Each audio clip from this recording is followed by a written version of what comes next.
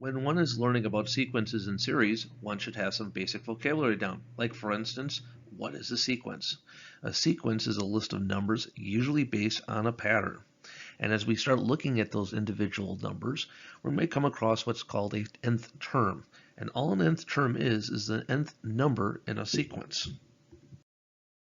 Let's begin with this sequence 2, 5, 8, 11, 14, 17. If I was to ask you what number comes next, if you would analyze the sequence, hopefully you would come up with a value of 20. But the important question is, how did you determine that value?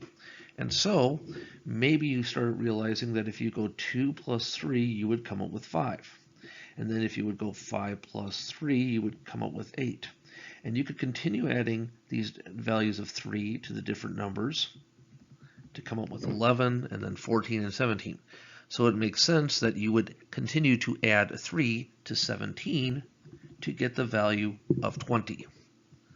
Now, if I was to ask you what term of the sequence this is, and I'm specifically talking about 20, you would have to realize that we would consider 2 to be the first term, 5 to be the second term. Let's put little ordinals there. 8 would be the third term. 11 would be the fourth term. 14 would be the fifth. 17 would be the sixth. And so 20 would be the seventh term. And if I was to refer to it as a value, I would use, say, n would be equal to 7 at that point in our formulas. Let's continue this sequence one more time. What number comes next? You'd say 23. How did you determine that value? Using the same process as before, you would add 3 to the 20. What term of the sequences would be? Now 23 would be the 8th term of the sequence. If we were to categorize this sequence, we would categorize it as an arithmetic sequence. Arithmetic sequences are which each term is separated by a common difference, which we will refer to as a variable d, based in addition. In this case, the d, or the common difference, would be positive 3, because again, 2 plus 3 equaled 5, 5 plus 3 equaled 8, 8 plus 3 equals 11, and this addition of d was consistent throughout the sequence. Let's look at a new sequence. 19, 17, 15, 13, 11, 9. Again, we would actually categorize this as an arithmetic sequence. Now we look at each term and we realize that we're subtracting by 2 each time. But remember, the idea isn't what we're subtracting by, but what we're adding by.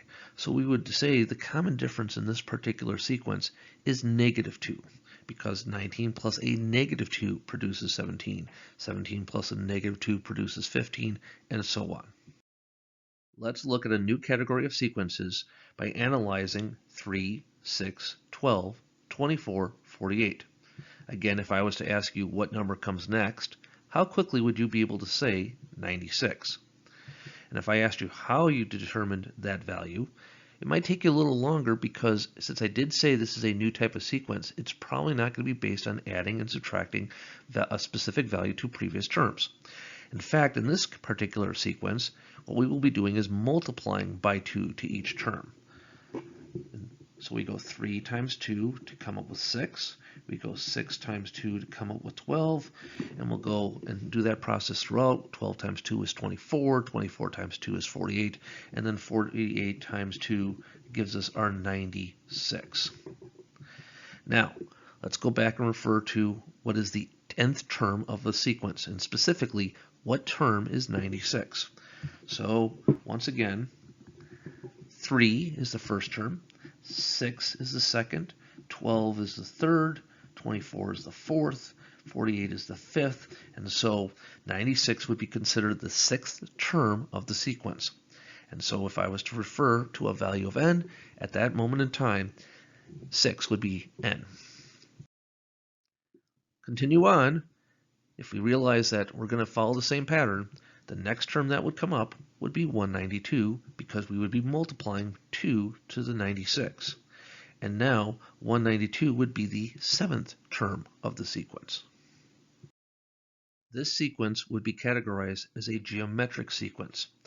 A geometric sequence is in which each term is separated by a common ratio, which we will refer to by the variable r, and geometric sequences are based on multiplication. In this case, the common ratio, r, was equal to 2, because again, 3 times 2 equaled 6, 6 times 2 equaled 12, 12 times 2 equaled 24. 140, 70, 35, 35 halves, 35 fourths is also a geometric sequence.